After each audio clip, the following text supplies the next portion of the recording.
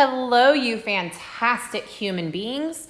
We are going to get right into this experimental probability, considering we just did theoretical probability.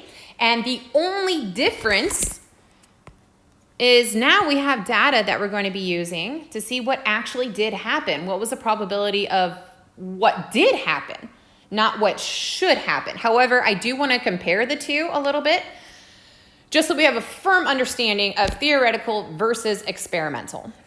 So our steps are going to be the same. We're going to find the total number of possible outcomes, find the total number of desired outcomes, favorable, what do we want, what are we looking for. We're going to put the desired over the possible, and then we're going to reduce and maybe convert it to a decimal if they ask for it. Okay, let's go through this very first one. This is a review. What is the theoretical probability of tossing a quarter and it landing on heads?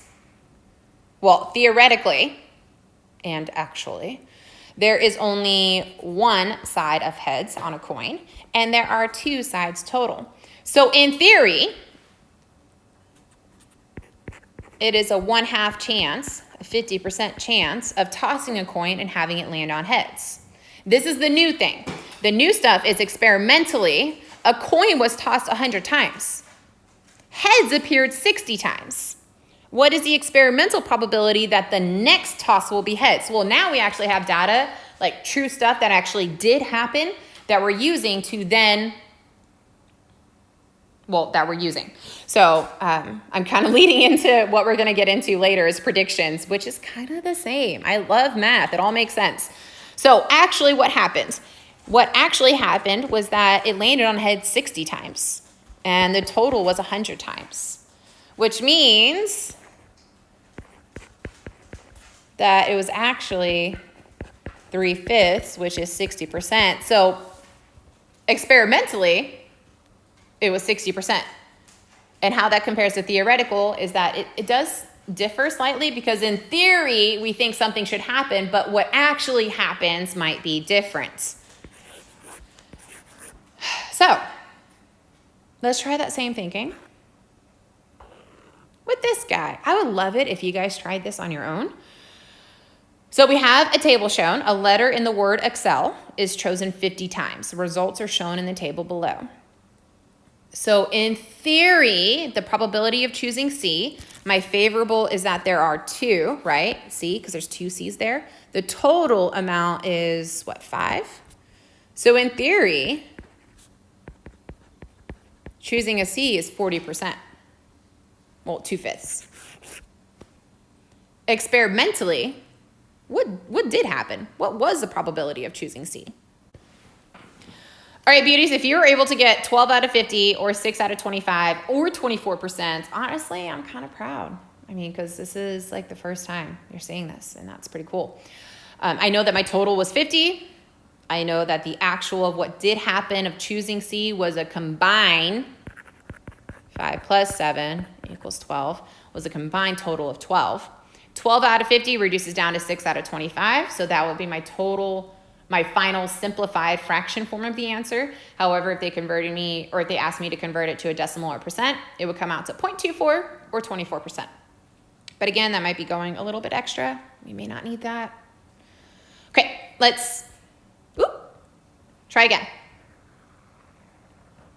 A small deck of cards has 4 kings, 3 queens, 2 jacks, and 1 ace. I'm actually going to write this in here. So there's 4 of these guys. There's 3 of these guys, 2 jacks, and 1 ace. Ooh, 4, 3, 2, 1. Huh. Eli chooses 1 card at random 75 times and records his answer in the table below. So I already know my total is going to be 75. Already told me. That's pretty cool. Based on this experiment, what is the probability that the next card drawn will be an ace? Meaning, I'm going to put my experimental probability of 12 out of 75. There is a common factor of 3, so I'm going to reduce them both by 3.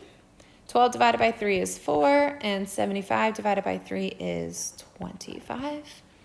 So the experimental probability of drawing an ace is 4/25, which is also as a decimal 16.16, so as a percent is 16%. I was able to do that quick math by multiplying both by 4, because 25 times 4 is 100, 4 times 4 is 16, 16 out of 100 is 16 hundredths, which is 16%. Okay, beautiful humans. Try that same logic with this guy. A day of the week is chosen at random 40 times. Results are shown in the table below. So I already know that my total is 40. Based on this experiment was a probability of choosing a day of the week that starts with the letter T. So T, that's it. So 2 plus 8 is 10. 10 out of 40 is 1/4, which is 25%.